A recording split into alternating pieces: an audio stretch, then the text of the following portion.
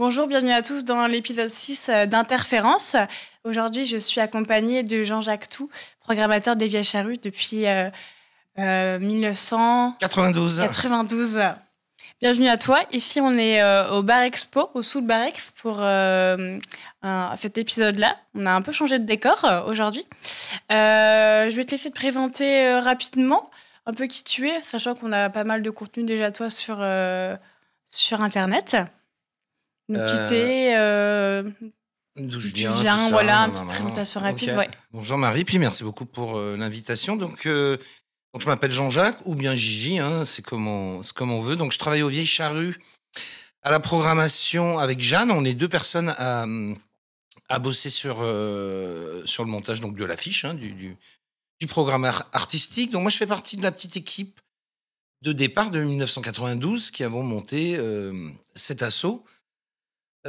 Pour au départ fêter la fin de l'année universitaire et puis finalement le truc est un peu parti en vrille et puis assez rapidement le festival a pris une dimension importante. Voilà en gros, en tout cas ma fonction. D'accord, ouais. Donc, tout part de l'associatif, comme quoi c'est important dans le monde musical.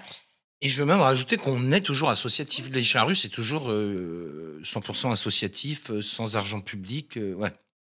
Et aussi avec beaucoup de bénévoles. Oui, avec à l'année. un peu plus de 7000 bénévoles. Ouais, c'est vraiment Ouais, tout un hyper territoire important. qui œuvre pour le festival. Ouais. Est-ce que tu veux revenir vite fait sur ton parcours? Est-ce que tu as toujours eu ce rôle-là? Est-ce que tu as eu d'autres rôles dans d'autres engagements Alors, moi, après mon bac, j'ai fait une fac d'histoire. J'ai échoué lamentablement. Et puis, à un moment, je me suis retrouvé, je sais pas comment, j'étais visiteur médical. Et puis, c'est au moment où on a décidé avec les copains de monter une petite fête pour célébrer la fin de l'année universitaire. Et puis, donc, bénévole au début, hein, au début des Charrues. Et puis, assez rapidement, ça a pris beaucoup d'importance. En tout cas, le bouche à oreille a fonctionné hyper vite. Il y a eu beaucoup de monde assez rapidement. Et puis, avec les copains et les copines de l'asso, on a décidé d'embaucher une personne à mi-temps. Puis moi, j'ai levé le doigt en disant, moi, ça m'intéresse. Donc, au début, c'était programmation, mais aussi saucisses frites, sécu, gendarmes, donc couteau suisse? avec l'appui, évidemment, des gens de l'asso. Et puis, je suis à plein temps sur la programmation depuis le 1er janvier 2000, avec donc Jeanne Russet, ma collègue. Donc, voilà mon parcours, mais j'ai pas bossé pour d'autres structures culturelles auparavant. Ok, toujours baigné au même endroit, trop bien. Est-ce que tu peux justement expliquer ton rôle de programmateur à ceux qui connaissent pas forcément parce que c'est un travail de longue durée, c'est pas que pour le moment du festival, hein, c'est un peu toute l'année. Et Ouais, tout le temps. alors c'est vrai que, en gros, avec Jeanne, on a en charge de monter le plateau artistique. Donc c'est à peu près 75-80 formations chaque année qu'on va accueillir sur le festival. Donc pour ce faire, on écoute de la musique tout le temps, hein, nuit et jour.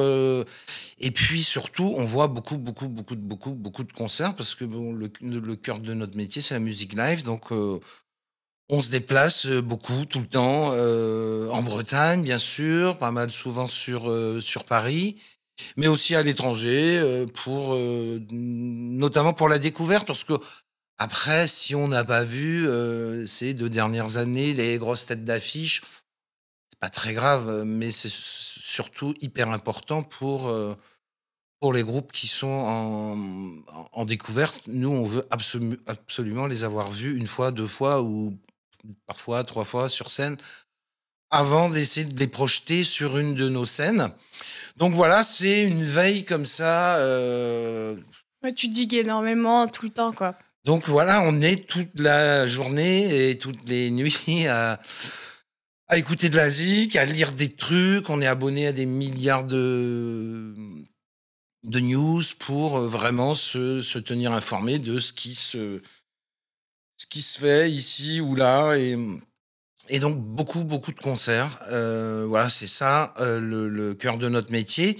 Et puis ensuite, il y a toute une partie de négo, Ouais, avec évidemment, les bookers. avec les bookers, qui est. Eux te démarchent, du coup, c'est plus dans ce sens-là. Hein. Oui, alors c'est vrai qu'on a la chance, enfin j'ai la chance de bosser pour une grosse structure et modestement, ben, beaucoup d'artistes veulent jouer au Charru.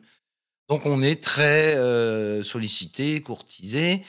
Et puis ensuite, nos interlocuteurs sont donc les bookers, les agents français, parce qu'en fait, chaque artiste a un représentant en France. Et donc, nous, on est en contact avec ces différents tourneurs, bookers, tout le temps, en fait, pour savoir. Là, on a déjà, par exemple, depuis 3-4 mois, commencé à bosser sur la programmation 2026, sur les têtes d'affiche. Là, les tourneurs, les bookers en question vont nous dire. Normalement, en 2026, il y aura au mois de juillet ou au mois d'août, en tout cas à l'été 2026, il y aura sur la route nanana, nanana, nanana, nanana. Oui, parce que c'est vrai qu'entre eux aussi, entre différents festivals, est-ce que vous correspondez entre vous pour les têtes Ouais, d'affiche, justement? on échange beaucoup parce qu'on peut pas se réveiller en fait un matin comme ça et dire on veut faire Sting. Je dis Sting. Hein. Si Sting n'est pas en tournée européenne l'été suivant, on oublie. Donc sur les têtes d'affiche, nous, on va aller puiser dans un espèce de catalogue, un roster, sur lequel sera couché les noms des artistes qui normalement seront en tournée européenne l'été prochain. Même pour des raisons écologiques aussi, est-ce que tu y penses aussi également? Ah bah oui, c'est clair que on, avec les charrues, on fait partie d'une association qui s'appelle la Fédération de Concerts. On est une petite trentaine de festivals européens, mais pas que. Il y a aussi un japonais et un québécois. Et on se parle très souvent. Alors, spécialement avec des festivals comme Paléo en Suisse, les Eurocaines de Belfort et Dour en Belgique, parce qu'ils sont sensiblement sur les mêmes dates que nous, Ok. pour échanger sur les cachets, mais aussi sur les dates, pour se dire, tiens, ça peut jouer au Charru le vendredi et ça peut aller, par exemple, à Paléo le mardi. On échange beaucoup sur l'artistique pour essayer d'être cohérent et notamment dans un souci aussi d'être le moins dégueulasse possible d'un point de vue bilan carbone parce que ce serait malhonnête de dire que c'est sûr que des gros événements comme le nôtre, surtout quand il est organisé dans une petite ville de 7500 habitants en centre-Bretagne, Oui, il y a des déplacements, il y quoi. a des milliers de véhicules qui viennent sur Carhaix spécifiquement pour les charrues. Donc effectivement, c'est pas terrible. Hein. Donc on essaie de, de communiquer sur des dispositifs de train, de bus, sur le covoit. Mais on sait que c'est compliqué quand même. Mais en tout cas, on y est très attentif. Et en tout cas, de plus en plus, ouais. Ouais, donc pour le public et pour les artistes. Ouais. Ok. Et comment est-ce que tu définis justement l'ADA d'un festival? Parce que tu me parlais du coup des gros artistes qui sont bien définis à l'avance. Et toi, ton rôle en tant que programmateur, il est où pour vraiment définir l'ADA musicale et à la fois, est-ce que ça a un impact sur l'ADA visuelle aussi, tu vois? Ben, c'est vrai que la spécificité, oui, je l'ai bien dit, la spécificité des charrues, c'est qu'on a une programmation très large. Euh, c'est quand même beaucoup de rap. Parce que le public qui se déplace sur ce type d'événement, c'est plutôt un public jeune. Et, Elle a toujours été? non, mais ça fait depuis le début des années 2000, on fait du rap. Hein, Bah, depuis l'apogée du rap, un peu, quoi. ouais. Enfin, le début de... Ouais. Je sais pas, le premier plateau rap au Charru, c'est peut-être 2001 ou 2002. Ouais. Et c'est vrai qu'aujourd'hui, tous les festivals en font. Je me souviens que la première fois qu'on a monté notre plateau rap, je sais plus, hein, 113, La Rumeur, je crois.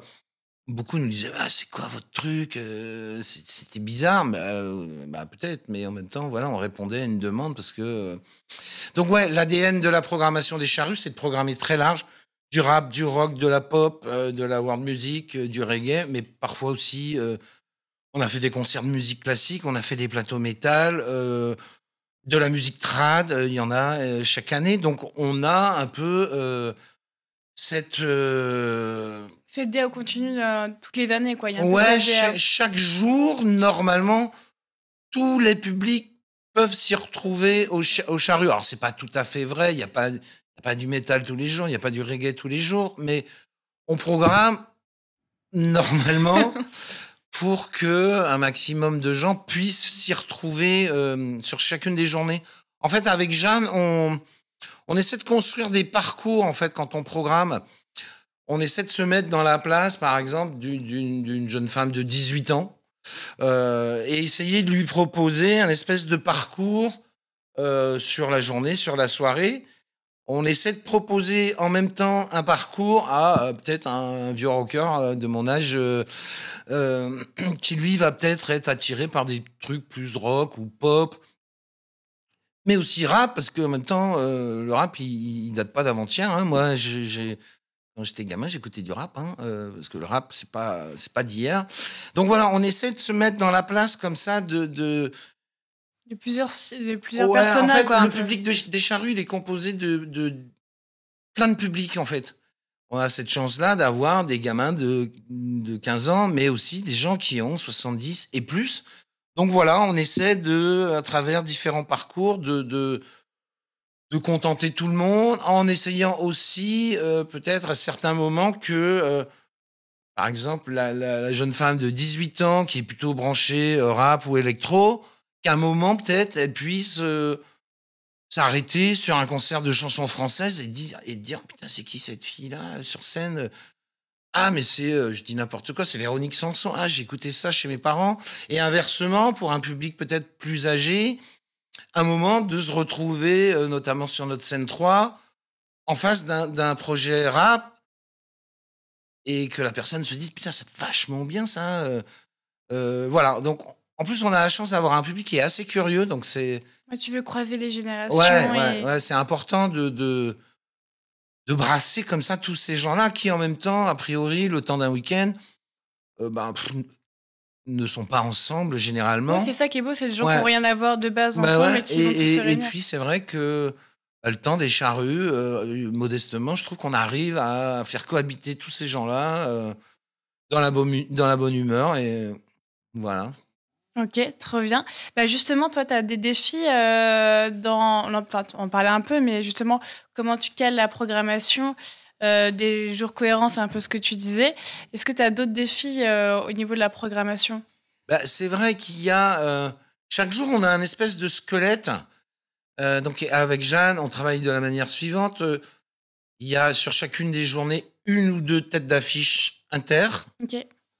souvent une, 2 ou 3 têtes d'affiche françaises, et puis à côté de ça, il y a, tout un tas de middle, je sais pas si ça veut dire quelque chose, mais Oui, je vois. d'artistes confirmés, en tout cas en live, dans des registres, différents, mais en tout cas, ce sont des groupes qu'on a vus et qui, on le sait, tiennent des grosses scènes parce que, ben, au Charrues, par exemple, notre scène 3 sur laquelle on va programmer, des artistes confirmés, il y a aussi plein d'artistes découvertes, mais c'est une jauge de 20 000 personnes. Donc l'idée, c'est de ne pas envoyer au casse-pipe non plus Non, faut voir la des présence trop jeunes scénique, groupes. Alors parfois, c'est des filles, hein, mais sur ce type d'artistes-là, ouais, on veut vraiment les avoir vus plusieurs fois pour se dire: «Ouais, ils sont prêts». Alors forcément, ils ont pas joué sur des énormes plateaux comme ça jusque-là, mais on considère qu'ils sont, suffisamment, armés, c'est pas très joli comme mot, mais qu'ils ont les biscuits pour affronter aussi une grosse scène, et ça marche bien. Après, on est aussi, forcément parce que, même si on est une asso, nous, notre démarche, c'est pas de faire de l'argent. Alors, il y a plein de gens, il y a plein de boîtes, plein de privés, plein de grosses boîtes qui montent des festivals, qui montent des concerts pour faire du blé. Et en même temps, on a le droit de le faire. Hein. Mais nous, c'est pas notre démarche. Nous, on est une asso. C'est important de le rappeler. Évidemment, l'idée, c'est pas de perdre de l'argent, mais on n'est pas dans une démarche mercantile à mort. Donc, on fait gaffe au prix du billet. J'ai un peu perdu le fil. Je sais plus ce que je voulais dire, pardon. Je sais plus pourquoi j'ai commencé à parler de ça. Je sais plus, tu parlais des artistes, il fallait qu'ils soient un petit peu armés, entre guillemets, tu disais qu'il fallait qu'ils soient armés, et après, t'es parti sur... Ouais. C'est pas grave. Non. Mais je vais retrouver. En tout cas, oui, nous, notre job, c'est pas de faire de l'argent. De l'argent. C'est de faire vivre des émotions, quoi, au public aussi. C'est tout en restant avant rentable. tout de faire vibrer tout un territoire autour des musiques le temps d'un week-end. C'est aussi offrir une expérience aux artistes qui jouent, qui n'ont jamais joué là. Ah ouais, c'est clair. Et puis c'est vrai que, en fait, quand on a monté les charrues, le truc c'était de se dire bon, bah à Carré, il n'y a jamais de concert parce que. Qu'est-ce qu'on va faire ici il se passait pas grand-chose, en fait. Hein.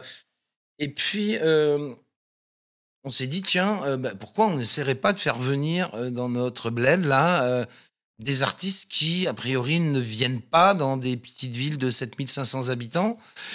Et ça a plutôt fonctionné. On sait qu'il y a aussi une grande majorité de notre public qui va pas forcément ailleurs à l'année.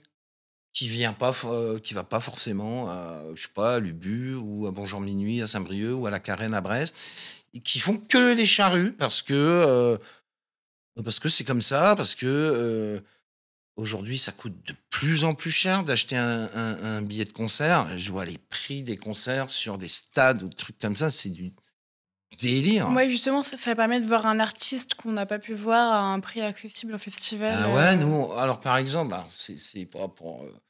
mais on essaie vraiment de... Le prix du billet au charrue, c'est à peu près 50 balles la journée. Alors, effectivement, si vous venez à 3 ou à 4 dans la famille, ça représente un budget et tout le monde ne peut pas le faire. Mais ça reste quand même hyper raisonnable par rapport à... Vous allez au Stade de France voir je sais pas qui... c'est pas 50 balles, hein, sans parler du train, de l'hôtel, du machin. Donc ouais, ça, on est vraiment hyper attentif au prix du billet. Ok. Parce que on sait qu'il y a quand même une grande majorité de notre public qui... À 80% de notre public qui vient de Bretagne. Ok, c'est important de le dire. Ouais, on sait aussi que le pouvoir d'achat en ce moment, il est quand même pas au taquet. Donc ouais, on est vraiment hyper vigilant sur le prix du billet, mais aussi sur les consos, sur la bouffe, sur place. Ok, trop bien. Après, c'est vrai que même si la vie est compliquée, les festivals, c'est un peu un moment de pause où on se permet justement de se faire plaisir en venant... ouais, alors j'ai retrouvé le fil. Ouais, effectivement, au-delà de la programmation... Ouais. Il y a aussi... les gens, ils viennent au charrue pour une espèce d'expérience le temps d'un week-end. Ok. C'est une espèce de bulle de liberté, là, pendant 4 jours, où on vient avec les potes voir des concerts, mais aussi boire des coups au camping, et puis de partager l'apéro avec le voisin de gauche le jeudi, et le lendemain avec le voisin de droite. Ouais. Il y a cette idée aussi de communion, de partage, un peu le 3e week-end de juillet avec les potes, parfois même avec la famille. C'est assez marrant parce parfois on rencontre des gens,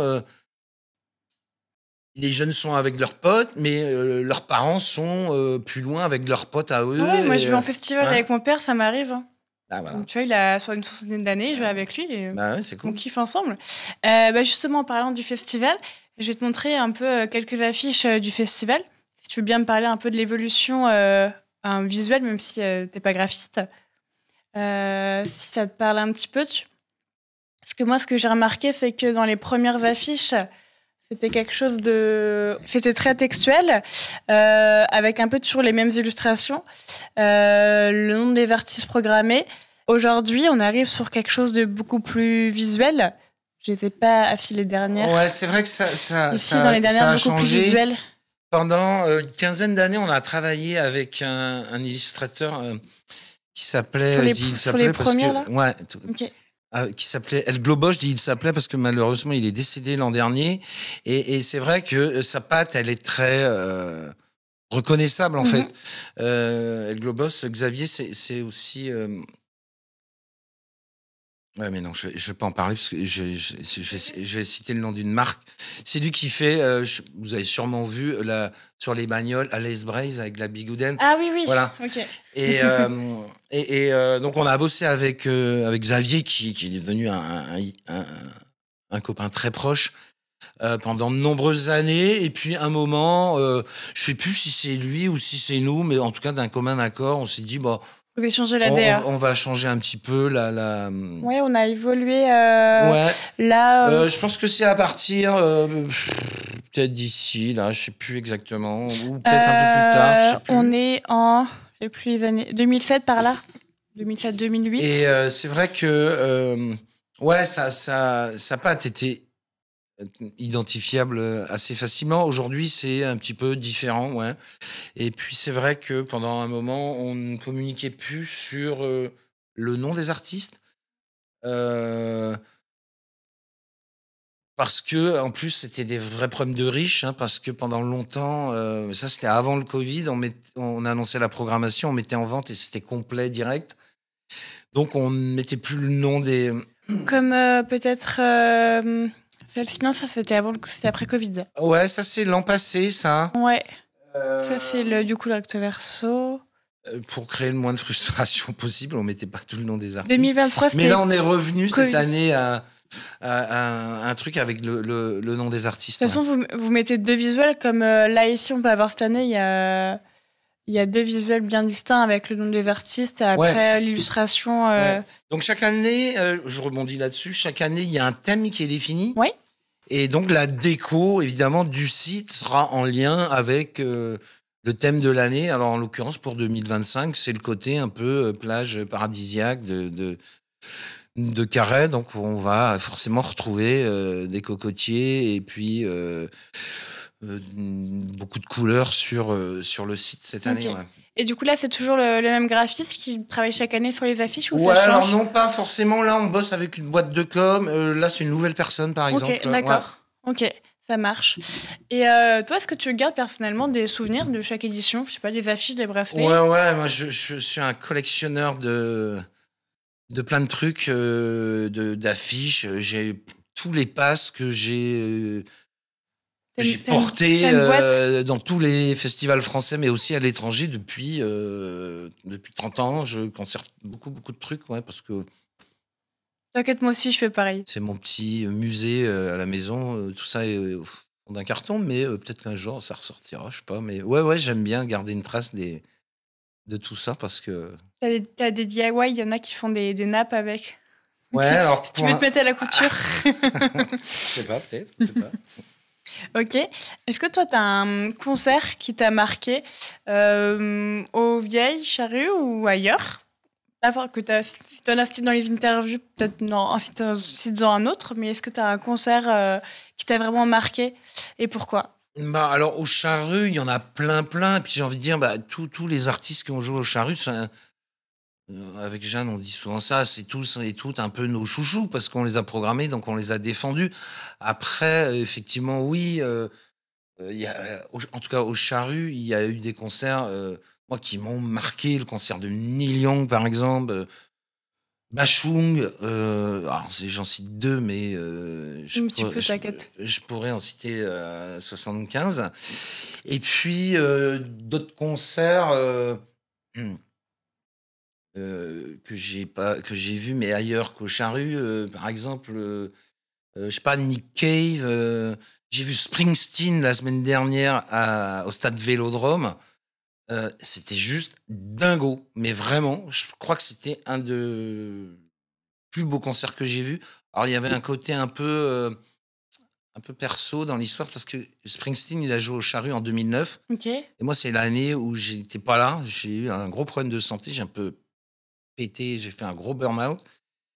Et puis, donc je l'ai pas vu au Charru. Donc, t'as rattrapé le passé, quoi. J'ai mis tellement d'énergie à booker ce mec. Et puis, j'étais pas là le jour du concert où j'étais là. Et je suis resté une demi-heure et j'étais tellement mal que rien à battre. Donc là, j'avais besoin de boucler une boucle et je suis retourné le voir 2 fois la semaine dernière. Donc ça a été, grand moment au-delà du perso, mais grand moment de live. Voilà, mais il y en a des... Donc, tu prends toujours des claques d'année en année. Ah ben ouais, c'est ça qui est...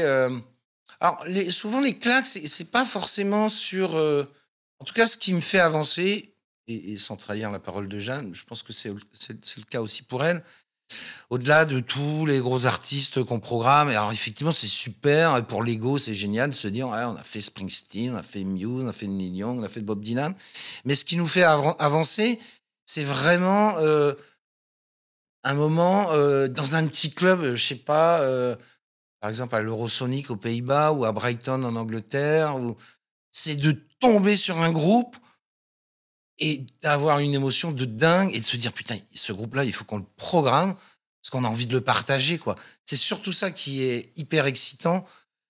C'est vraiment la découverte, qui nous fait avancer parce qu'il y a tellement tellement de projets et quand on croise un groupe qui déboîte tout, c'est fantastique. On se dit putain, on fait le plus beau métier du monde et on a envie forcément de le Ouais, tu partager. sais que t'es chanceux. Bah ouais. Mais est-ce qu'il y a des désavantages à être programmateur? Bah, des désavantages. Après, effectivement, il y a le côté quand vous êtes passionné de musique et que vous êtes et que vous êtes payé pour aller voir des groupes en Bretagne, à Paris, à l'étranger, c'est cool, hein, quand même. Après, il y a une grosse pression quand même parce que on parle de beaucoup, beaucoup, beaucoup trop d'argent, je pense. Par exemple, le budget du festival, c'est environ 23 millions d'euros. Donc c'est vrai on est une asso, mais on gère un budget de 23 millions d'euros. Et il faut pas faire n'importe quoi. Le budget de la programmation, chaque année, c'est autour de 5 millions d'euros. Après, ça va dépendre un peu des opportunités. Donc, c'est pas que aller boire des coups à l'étranger en regardant des groupes, quoi. Parce que la particularité, j'en ai parlé un petit peu tout à l'heure, on est une asso, on a quasiment pas d'argent public. Je mens un petit peu, on a une sub de la région de 10 000 euros sur notre dispositif Label Charrue, qui est notre dispositif d'accompagnement. Et vous voyez bien, tu vois bien, 10 000 euros sur un budget de 23 millions, c'est rien. une demi-cacahuète. Donc, il nous faut faire beaucoup, beaucoup, beaucoup, beaucoup de monde. En gros, il faut qu'on fasse 210 000 entrées sur les 220 pour pas perdre d'argent. Donc, le challenge, il est gros. Donc, c'est beaucoup, beaucoup, beaucoup de stress. Et c'est des grosses négos, notamment sur les têtes d'affiche, avec en plus la particularité, c'est qu'en France, c'est là que les artistes sont le moins bien payés. Et puis, on est depuis quelques années maintenant victime d'un nouveau phénomène, c'est la concentration. En fait, de plus en plus, il y a des gros groupes à l'étranger, mais aussi en France, qui gèrent donc le booking d'artistes, qui gèrent des salles, qui gèrent des stades, qui gèrent de la billetterie, qui gèrent du merchandising, et qui vont, par exemple, faire tourner leurs artistes à eux dans leurs événements à eux. Oui, ok. Et alors, on travaille bien avec certaines boîtes françaises qui ont ce genre de pratique, mais c'est vrai que c'est beaucoup, beaucoup, beaucoup d'argent. Parfois, quand nous, Vieille Charrue, avec Jeanne, on va faire une offre à, je sais pas, à 100 000 euros ou à 200 000 euros, on va avoir en face l'agent français qui va nous dire ouais, ça va pas le faire parce que j'ai eu l'agent anglais qui, lui, a une offre à 450 000 au Portugal ou en Espagne ou au Portugal ou en Pologne. Il y a de plus en plus, ouais, de gros événements qui se sont montés, qui ont des budgets de dingo, avec des prix de billets, alors qui pour le coup sont pas à 50 balles, mais qui sont plus à 100, avec des énormes sponsors. Donc, ils ont des moyens financiers que nous, on n'a pas.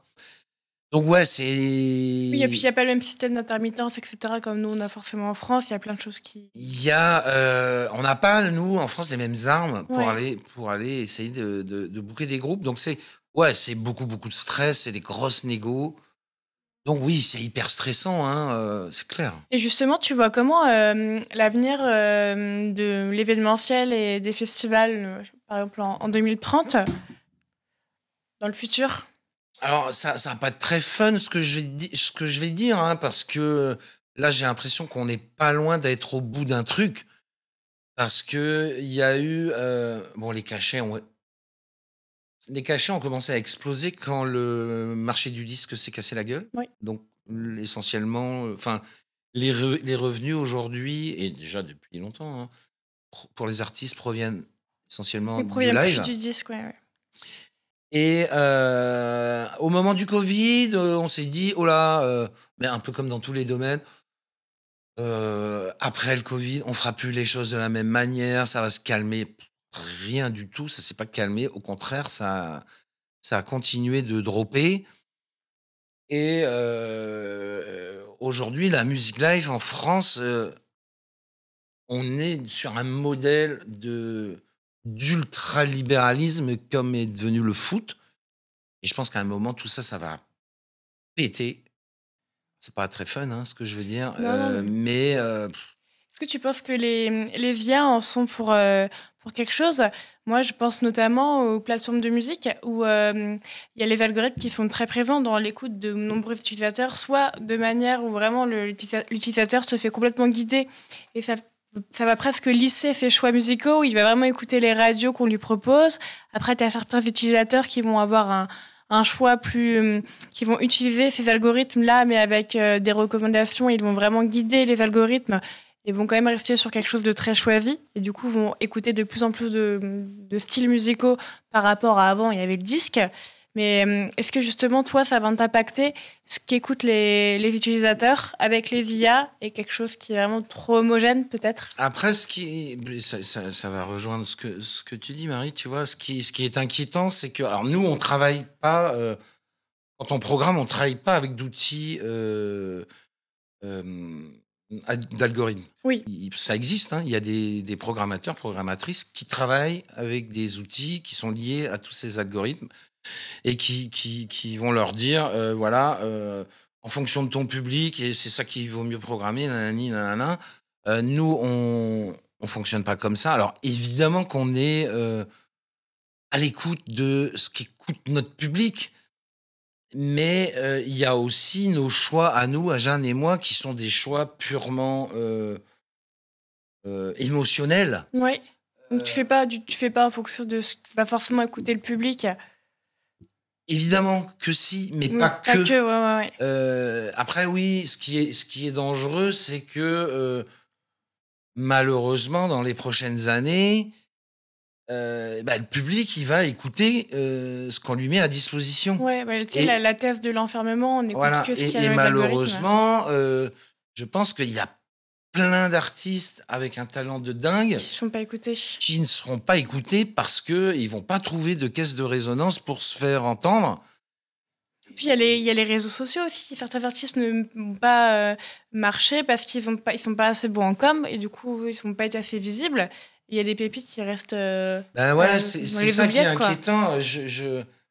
Je me dis que, et c'est déjà le cas, que le petit mec ou la petite nana qui crée de la musique dans sa chambre et qui est pas connecté avec tous ces trucs-là, comment va faire cette personne pour se faire entendre, pour se faire connaître? Et peut-être qu'on va passer à côté de trucs de dingo, quoi. Toi, tu regardes pas ça, tout ce qui va être les réseaux pour programmer l'artiste. Ben si, bien sûr, Ça reste important pour le public, quoi. mais on essaie d'être quand même aussi au contact avec bah, tous nos collègues dans les salles à Rennes, à Brest, à Saint-Brieuc, à Morlaix, à Vannes, à Lorient, qui eux reçoivent dans leur studio de répé ou d'enregistrement des petits mecs ou des petites nanas qui sont hors réseau, même si aujourd'hui c'est compliqué d'être un musicien ou une musicienne si on est en dehors des sentiers battus, et je trouve ça dommage. Mmh. Mais oui, on est forcément à l'écoute de tout ça, mais on veut pas que ça devienne que ça, quoi. Est-ce que tu as, tu peur, qu'il y ait une sorte d'homogénéisation des goûts musicaux qui se Bah, crée à force des années? Bah, c'est clair. C'est clair que le risque de tout ça, et je parlais du phénomène de concentration, c'est la diversité qui est qui est en jeu, et c'est catastrophique si, s'il y a plus cette diversité, quoi. Ouais, mais après d'un autre côté, on voit maintenant des artistes qui sont plus multigenres. Avant, on écoutait vraiment, on achetait des disques, on écoutait vraiment potentiellement qu'un genre de musique. Et maintenant, on peut écouter beaucoup plus de genres musicaux pour ceux qui ont vraiment une écoute choisie. Et après, il y a des artistes qui eux-mêmes ne savent même pas forcément dans quelle catégorie musicale Ouais, se c'est clair. placer, tu Après, vois. c'est complexe, hein. Je crois qu'aujourd'hui, il y a 200 000 nouveaux titres Ok. qui sortent par jour à l'échelle mondiale. Comment exister Ouais, dans parmi tout ça? ouais. Mais ouais, ta question, elle est primordiale, hein. Ouais, moi, ce qui m'inquiète, c'est la diversité. Et toi, justement, ton travail en tant que programmateur, est-ce qu'il n'est pas aussi mis en mal par les IA? Parce que l'une des promesses de l'IA, c'est de comparer sur la base d'exploitation de données d'historique les tendances pour essayer de trouver ce qui va pouvoir marcher et d'analyser ça. Est-ce que toi, tu n'as pas peur que ça va mettre en mal ton travail? Parce que, entre guillemets, les IA le font à ta place, quoi. Ben oui, potentiellement, il y a aussi le risque que, je sais pas, d'ici quelques années, il y a plus de programmateurs, programmatrices, que ce soit une bécane qui dise: «Va, paf, il faut» J'y crois pas, mais... non, mais je caricature exprès, Oui. mais alors, je sais pas si c'est générationnel, mais en tout cas, moi, je considère que la musique, c'est avant tout, De de l'émotion. l'émotion, des hommes, des femmes. Enfin, c'est juste, un artiste sur scène et un public en face avec des membranes qui bougent parce que c'est mortel, quoi. Après, si on force ces membranes à vibrer, est-ce qu'elles vont vibrer de la même manière? Je sais pas. Mmh. Peut-être que mon discours, il est un peu, dadaïste et old school, mais j'en sais rien, mais Je pense que pour les amoureux de la musique, non. ben, ouais, je sais pas, Il y ouais. a les tendances sur les plateformes, après il y a ce que l'artiste va dégager Ouais, c'est sur ça. sa présence scénique, Mmh, etc., son contact avec le public. bien sûr. Enfin, c'est un tout entre ce que tu vas écouter dans tes oreilles et ce qui va se passer sur scène, Ouais, c'est je pas la pense même que ça chose va être encore plus dur, et ça l'est déjà, hein, pour les artistes émergents d'exister, quoi. d'exister, Mm. quoi, et ça, c'est dramatique. Surtout en France avec Après, tout ce j'ai qui se passe. pas de solution, hein, mais Ah, non, non. Aussi, tu as le label qui accompagne les jeunes artistes. ouais, ouais, le label Charrue, bon, j'en profite, hein, puisque tu me tends Vas-y, la vas-y. perche. Donc, le label Charrue, c'est un dispositif d'accompagnement qui est réservé aux artistes bretons. Donc, il y a pas d'inscription.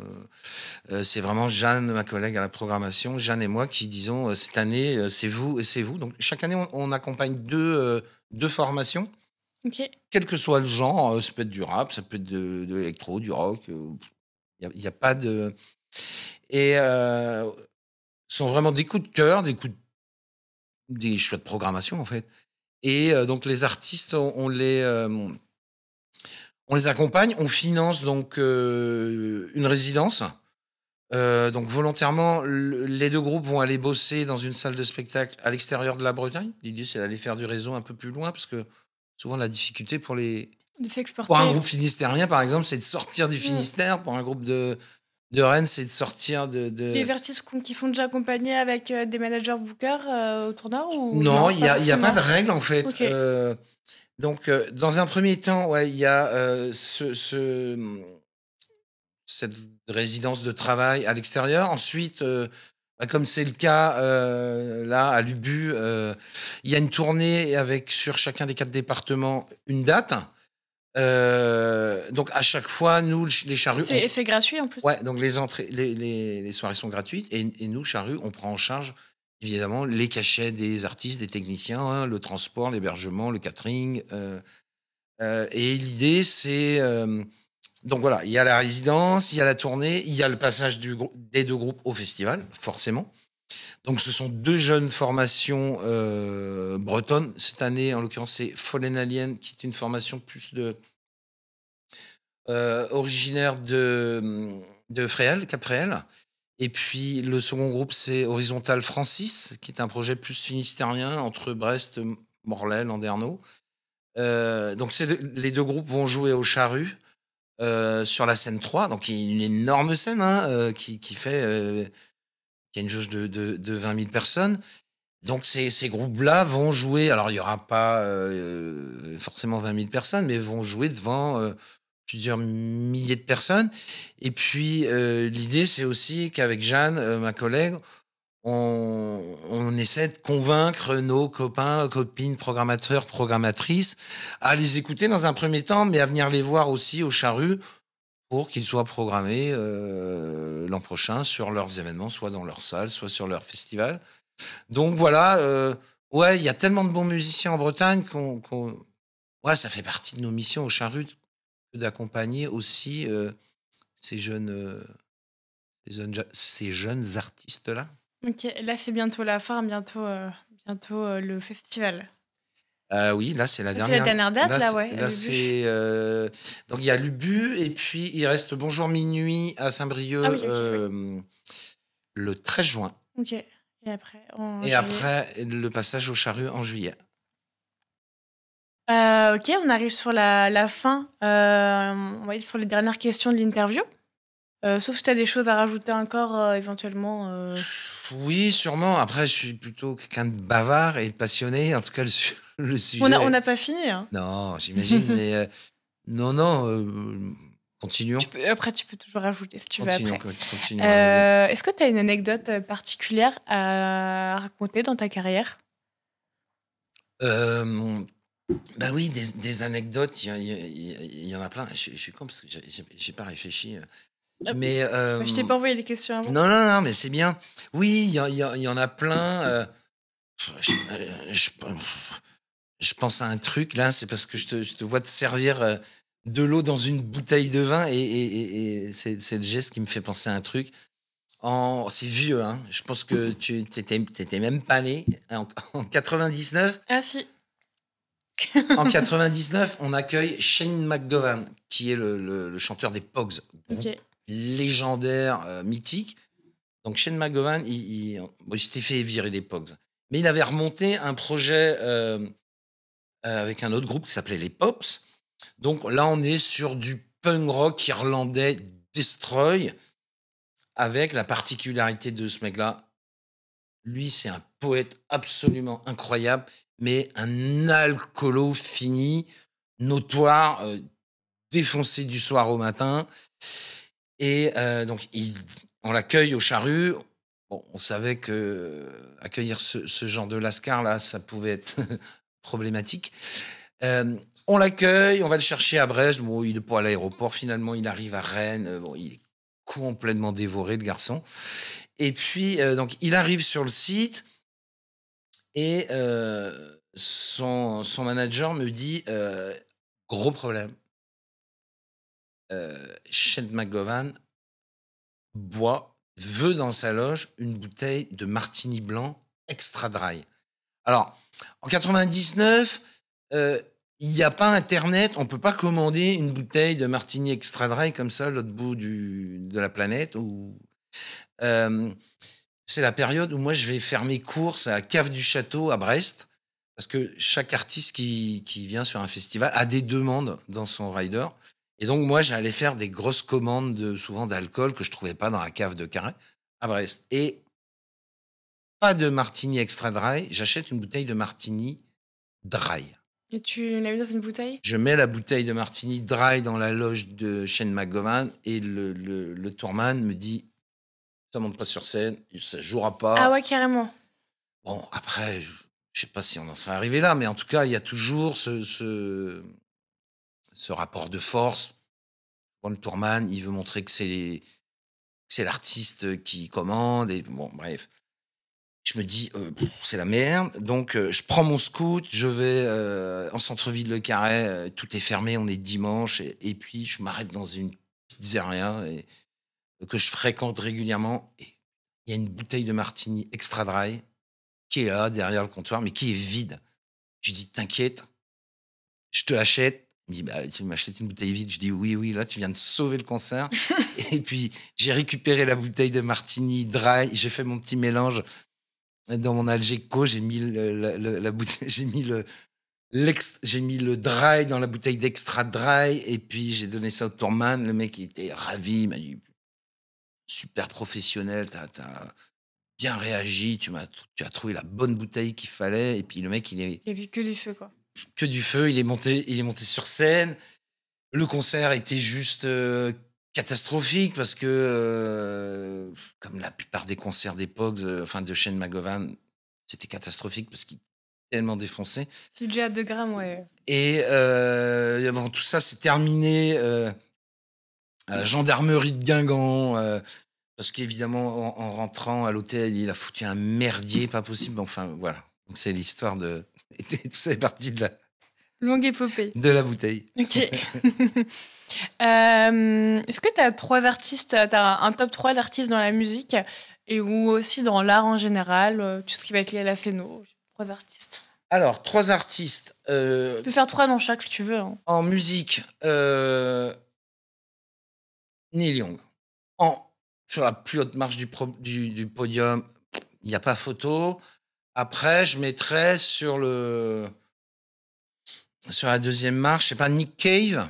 Ok. Et puis Gervais, je pense. Voilà, c'est plutôt ce genre de truc que moi, perso, j'écoute et dont je suis fan. De quoi on parle?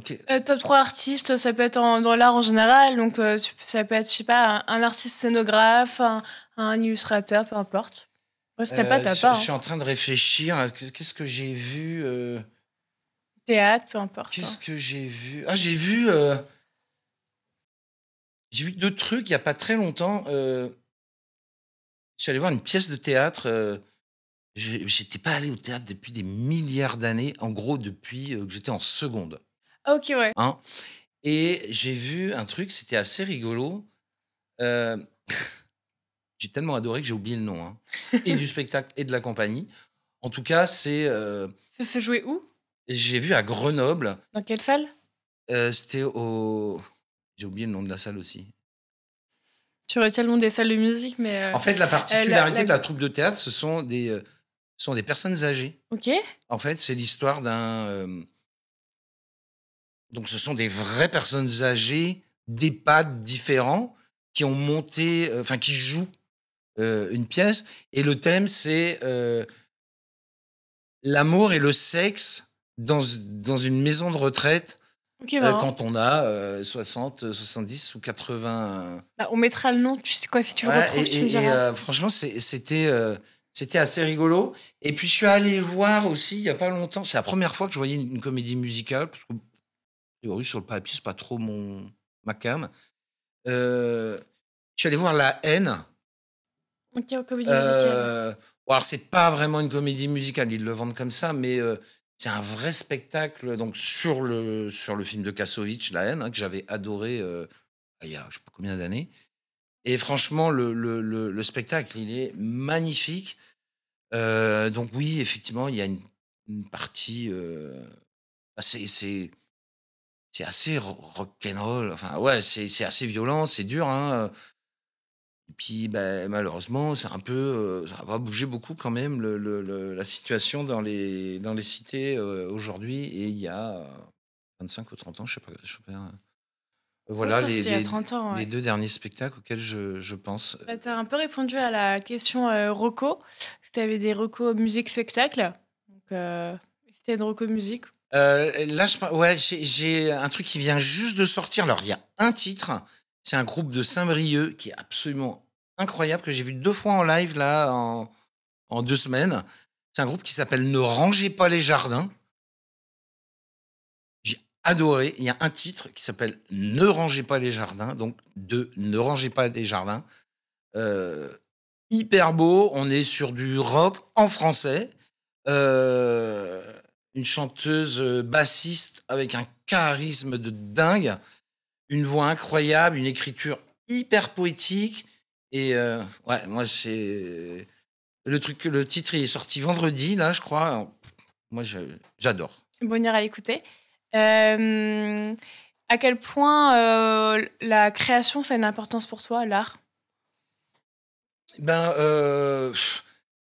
c'est vrai que je me rends compte chaque jour que moi, j'ai des potes qui en chient hein, au quotidien, qui ont des jobs bien plus difficiles que le mien, même si le mien, il est pas simple, c'est pas ça que je veux dire, mais ça va quand même. Hein, et je me rends compte que tous les matins, je vais en courant au boulot parce que je suis susceptible de prendre une claque en écoutant un truc, quoi. Et ça me procure tellement de bonheur, de joie intense, profonde, que d'écouter ou de voir sur scène un truc de dingue qui me fait avancer chaque jour, quoi. C'est vraiment...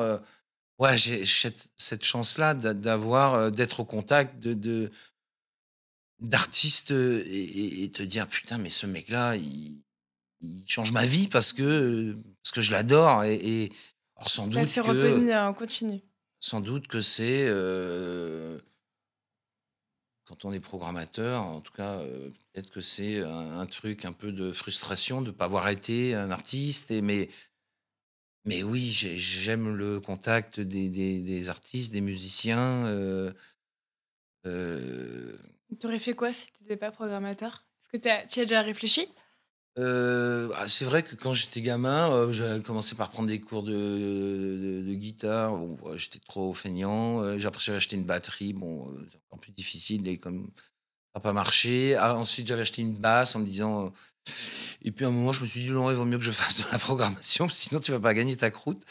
Et franchement, je sais pas, mais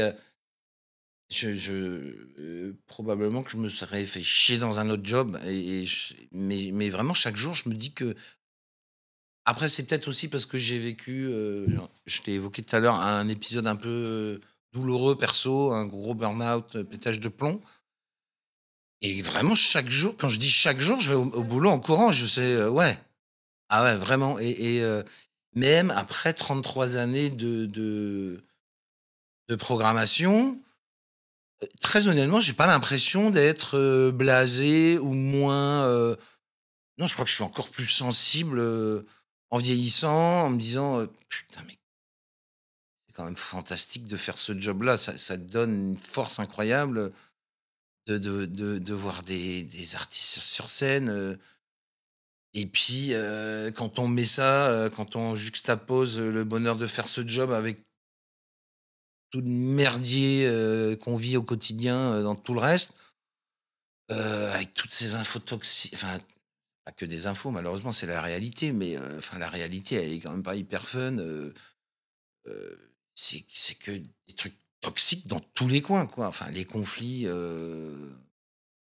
en Ukraine, à Gaza, le chômage, les violences policières, les violences faites aux femmes. Enfin, il y a des milliards de sujets. Je parle même pas du climat. Et en même temps, j'ai l'impression que, alors pas tout le monde, mais en tout cas, une grande partie de nos représentants, représentantes, ils s'en branlent complètement. Et c'est dramatique, quoi. Et moi, j'ai la chance d'avoir ma petite bulle dans laquelle je veux bien rester, là, au chaud, qui me permet de... Après, ça permet de faire rêver plein de gens aussi, Ouais, tu ouais, vois, non, donc mais c'est bien ça qui est sûr, cool, ouais. tu vois. Donc, voilà. Ok, trop chouette. Et bah, la dernière question. Pour toi, interférence, ça représente quoi? Bah, interférence, pour moi, c'est du son. Euh, c'est pas du son qui vient comme ça en frontal, c'est des sons qui se marient, Ouais, c'est ça. qui se conjuguent, qui sont doux, bruts, radicales et qui créent un truc qui crée Une interférence. une interférence, une musique et qui crée peut-être du lien social entre un artiste et des spectateurs. Voilà, c'est à ça que ça me Ok, fait penser. bah super, merci beaucoup. Je t'en prie, merci Bah, Marie. écoute, merci à toi. Et bah, normalement, ça sortira avant Les Vieilles Charrues, donc début juillet. Donc voilà, je vous invite tous à y aller. Et je remercie Alexandre, il n'est plus là. Merci Alexandre et Jean-Éric pour le tournage. Et merci également au petit René, car Interférence reste du coup un podcast qui est propulsé par le média Le Petit René. Et merci au Bar Expo, évidemment, de nous accueillir ici.